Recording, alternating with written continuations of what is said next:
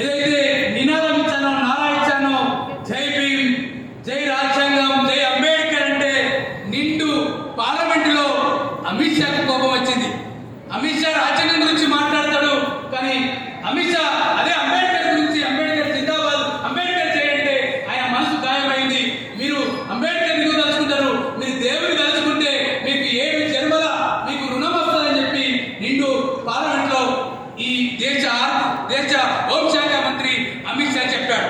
ఎందుకు ఈ అమిత్ షా లొల్లికి తీసుకొస్తానంటే డాక్టర్ బాబాసాహెబ్ అంబేద్కర్ కు గాంధీకి ఒక పూనా ఒడంబడిక జరుగుతుంది.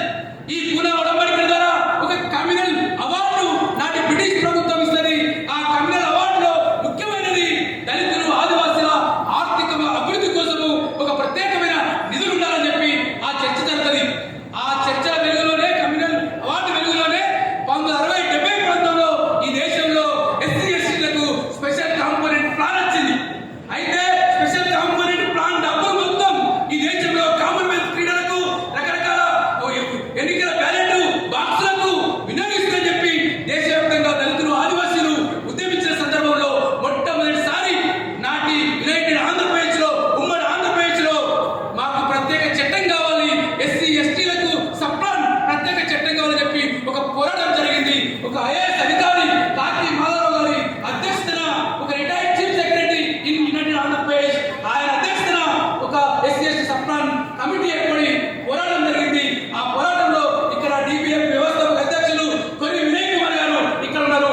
72 గంటల పాటు ఈ రాష్ట్ర రాజధాని కేంద్రంలో 72 గంటలు 3 రోజుల పాటు దీక్ష చేస్తే నాటి కాంగ్రెస్ ప్రభుత్వం 2023లో ఉమ్మడి ఆంధ్రప్రదేశ్ లో ఎస్సీ ఎస్టీ సప్లాన్ చట్టం తీసుకొచ్చింది. ఏంటిది ఎస్సీ ఎస్టీ సప్లాన్ చట్టం ఉద్దేశం? దళితులు ఆదివాసుల్ని సమగ్రంగా అభివృద్ధి చేయాలి.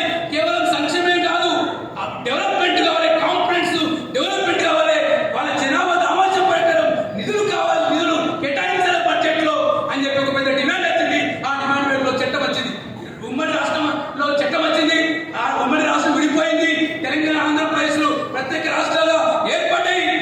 కానీ ఇక్కడ అంటే కేంద్రంలో నీతి ఆయోగ్ వచ్చిన తర్వాత ప్లాన్ నాన్ ప్లాన్ రద్దయిన తర్వాత సప్లానే పోయిన పరిస్థితి ఉంది.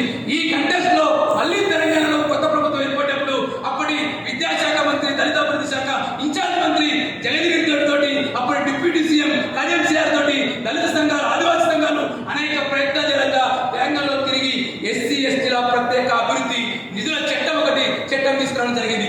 పార్లమెంట్ నిండు అసెంబ్లీ 2017లో ఒక చట్టం తీసుకొచ్చింది. ఆ చట్టాన్ని మార్పు తీసుకొచ్చింది. కానీ దళితులకు నిధులు, గిరిజనులకు నంబర్లు ఉన్నాయి. నంబర్కే అంకెలు కేటాయిస్తా ఉన్నారు. మాకు అంకెలే మిగిలాయి, కాగితాలకు అంకెలు మిగిలాయి, కానీ అభివృద్ధికి నిధులు ఖర్చు కాలేదు. ఒక లెక్క చెప్తాను. కేసీఆర్ ఏం చెప్పాడు? ఈ ప్రత్యేక తెలంగాణలో దళిత అభివృద్ధి కోసం నేను పనిచేస్తాను, దళితులే ముఖ్యమంత్రి చేస్తాను, దళితులకు 3 ఎకరాల భూమి ఇస్తా అని చెప్పినోడు ఆ ఆయనలో లాస్ట్ లో చివరి బడ్జెట్ పెట్టాడు. 36,000 కోట్లు నాటి టీఆర్ఎస్ ప్రభుత్వం 2023-24 బడ్జెట్ పెడితే వాడు ఖర్చు పెట్టింది ఎంతైనా 14,000 కోట్లు మాత్రమే. 36,000 కోట్లు పేపర్ మీద నిండు అసెంబ్లీలో బడ్జెట్ లో కేటాయిస్తే వాడు ఖర్చు పెట్టింది కేవలం 14,000 కోట్లు. ఇవాళ కాంగ్రెస్ ప్రభుత్వం వచ్చింది. ఒక నిరంకుశ ప్రభుత్వాన్ని దించి ఒక ప్రజాస్వామ్య ప్రభుత్వం తెచ్చుకుంటే వీళ్ళు ప్రజా ప్రభుత్వం పేరుతోటి ప్రభుత్వాన్ని ఇక్కడ నడుపుతుంటే, ఇక్కడ ముఖ్యమంత్రి రేవంత్ రెడ్డి నడుపుతా ఉంటే ఈయన 2024-25లో బడ్జెట్ దళితులకు 33,127 కోట్లు కేటాయిస్తే అంతా ఖర్చు పెట్టి అనుకుంటారు. కానీ ఖర్చు పెట్టింది కేవలం 9,824 కోట్లు మాత్రమే. అంటే పర్సెంటేజ్ లెక్క చూస్తే 29% మాత్రమే బడ్జెట్ వల్ల ఖర్చు పెట్టే సందర్భం ఉంది. అదే ఆదివాసుల గురించి మాట్లాడుకుంటే, ఎస్టీ ఎస్టీ ట్రైబల్ సప్లాన్ గురించి మాట్లాడుకుంటే 17,000 కోట్లు కేటాయిస్తే కేవలం 6,000 కోట్లు మాత్రమే ఖర్చు పెట్టారు. ఇది కేవలం 39% మాత్రమే. ఇది కూడా దేనికి ఖర్చు పెట్టారు? ఇంతకుముందు వెంకటేష్ సార్ చెప్పినట్టు ఈ విద్య ఖర్చు పెట్టలేదు. హాస్టల్ కానీ, గురుకులకు కానీ విద్యకు బడ్జెట్ లేదు. కానీ రోడ్లు, డ్రైనేజీల పేరుతోటి కాంట్రాక్టర్లకు పే పని చేస్తూ ఎస్సీ ఎస్టీ నిధుల్ని తిరిగి ప్రభుత్వం డైవర్ట్ చేసిన సందర్భం ఉంది. ఈ కంటెస్ట్ లో ఈ జాతీయ సమితిని అప్పీల్ చేస్తున్నాను. ఒక దేశవ్యాప్తంగా తెలంగాణ, ఆంధ్రప్రదేశ్ వచ్చిన ఒక SC ST special development fund act లాగా దేశంలోనే ఒక చట్టం కోసం, ఎస్సీ ఎస్టీ సప్లాన్ చట్టం కోసం